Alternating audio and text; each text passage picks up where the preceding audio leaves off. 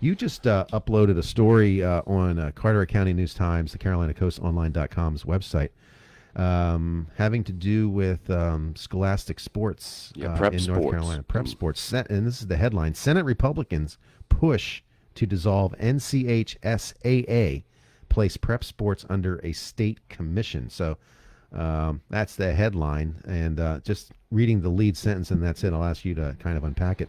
State lawmakers have unveiled a plan to replace the North Carolina High School Athletic Association with a state commission to oversee public school sports. The measure, known as Revised House Bill 91, proposed Tuesday by a number of Republicans in the state and the Senate Committee on Education, would remove the authority to administer high school athletics in the state from the NCHSAA and place it under a 17-member commission made up of superintendents, principals, athletic directors, and coaches. The current board is made up of superintendents, principals, and athletic directors from across the state. It sounds like it's a rebranding. And taking it from the control of the Senate, the government, the state government, to a commission. Right. I wonder why now, and how different it would be in its current form.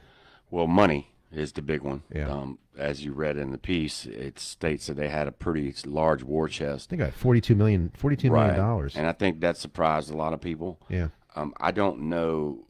I've never been a fan of the NCHSA, but I don't know that putting it in the hands of politicians is any better. But in the perfect world, the politicians answer to the electorate. So if you're not happy with what your electeds are doing, you get a new can of legislators. They do so many different things up in Raleigh once they're elected, and sometimes this stuff kind of slides under the radar. I'm just wondering how it affects the kid playing, tennis or football at West Carteret High School, Croatan, East Carteret, Swansboro.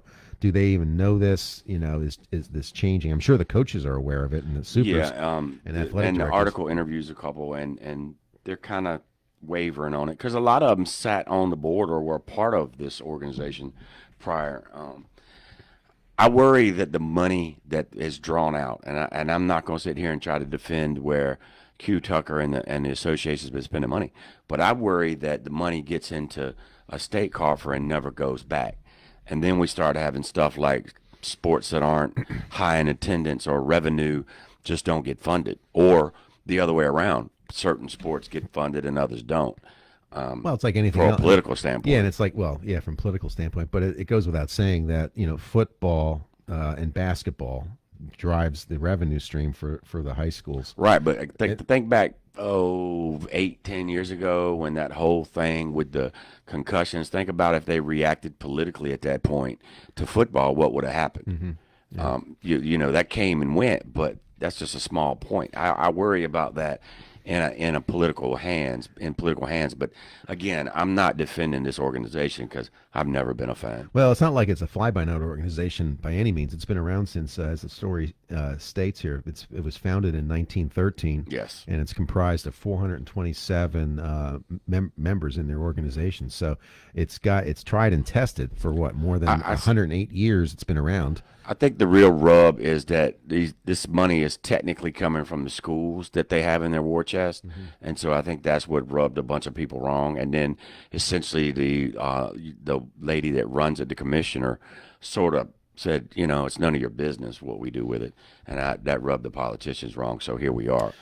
I grew up in Virginia, and the Virginia High School League is sort of similar, and I was not a fan of the way they did things. Still not. So.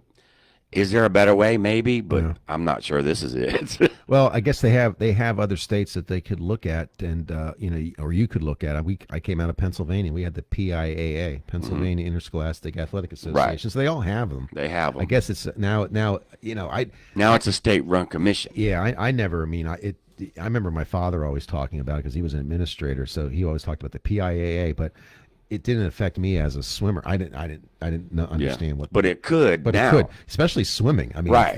That's a zero-sum gain for revenue. For revenue and costly. That's what I mean. Because you're going in the wrong direction. Well, it costly because of the pool, and we had a pool and a dive. Well, here they have to basically leave campus to go to any kind of pool, to swim or have any kind of meet. Yeah. So who funds that?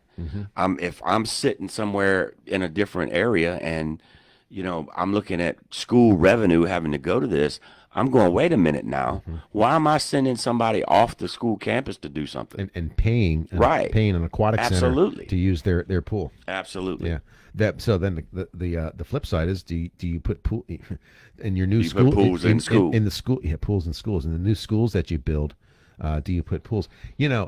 Again, different geographic location. I don't want to get into the nuts and bolts of it, but each of our high schools in Pennsylvania had a pool. Right. I grew up in Virginia. None had one. And Virginia had none. None. So we had, at least in the Richmond area. Yeah. Maybe the D.C. area. We did.